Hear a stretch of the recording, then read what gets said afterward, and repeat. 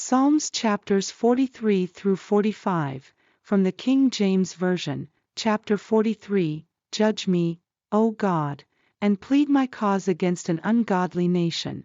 O deliver me from the deceitful and unjust man.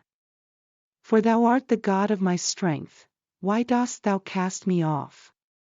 Why go I mourning because of the oppression of the enemy? O send out thy light and thy truth, let them lead me, let them bring me unto thy holy hill, and to thy tabernacles. Then will I go unto the altar of God, unto God my exceeding joy, yea. Upon the harp will I praise thee, O God my God. Why art thou cast down, O my soul? And why art thou disquieted within me? Hope in God, for I shall yet praise him, who is the health of my countenance, and my God. Chapter 44, we have heard with our ears, O God, our fathers have told us, what work thou didst in their days, in the times of old. How thou didst drive out the heathen with thy hand, and plantedst them, how thou didst afflict the people, and cast them out. For they got not the land in possession by their own sword.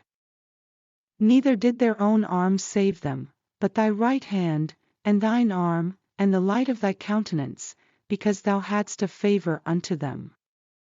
Thou art my King, O God, command deliverances for Jacob. Through thee will we push down our enemies, through thy name will we tread them under that rise up against us. For I will not trust in my bow, neither shall my sword save me. But thou hast saved us from our enemies, and hast put them to shame that hated us. In God we boast all the day long, and praise thy name forever. Selah. But thou hast cast off, and put us to shame, and goest not forth with our armies. Thou makest us to turn back from the enemy, and they which hate us spoil for themselves. Thou hast given us like sheep appointed for meat, and hast scattered us among the heathen. Thou sellest thy people for naught, and dost not increase thy wealth by their price. Thou makest us a reproach to our neighbors, a scorn and a derision to them that are round about us. Thou makest us a byword among the heathen, a shaking of the head among the people. My confusion is continually before me, and the shame of my face hath covered me, for the voice of him that reproacheth and blasphemeth, by reason of the enemy and avenger.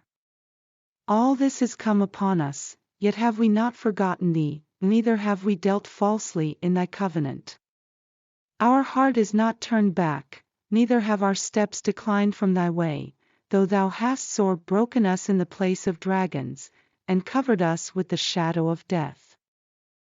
If we have forgotten the name of our God, or stretched out our hands to a strange God, shall not God search this out? For he knoweth the secrets of the heart. Yea, for thy sake are we killed all the day long, we are counted as sheep for the slaughter. Awake, why sleepest thou, O Lord? Arise, cast us not off forever.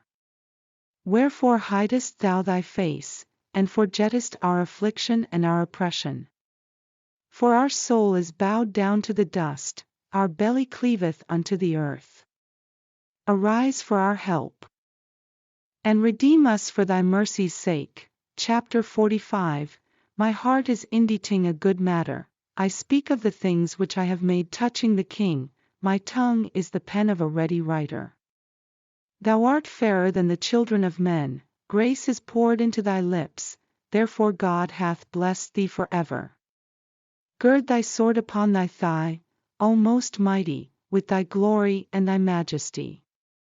And in thy majesty ride prosperously because of truth and meekness and righteousness, and thy right hand shall teach thee terrible things.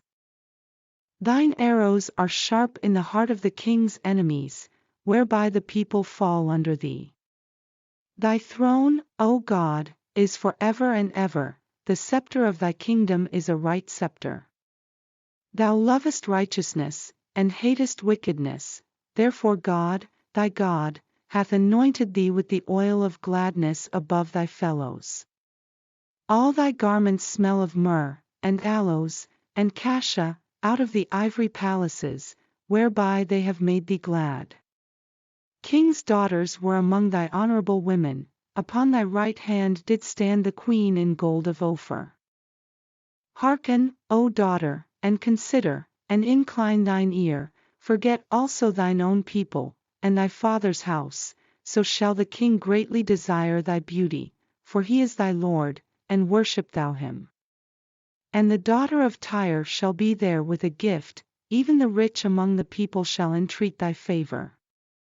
The king's daughter is all glorious within, her clothing is of wrought gold. She shall be brought unto the king in raiment of needlework, the virgins her companions that follow her shall be brought unto thee. With gladness and rejoicing shall they be brought, they shall enter into the king's palace. Instead of thy fathers shall be thy children, whom thou mayest make princes in all the earth. I will make thy name to be remembered in all generations, therefore shall the people praise thee for ever and ever.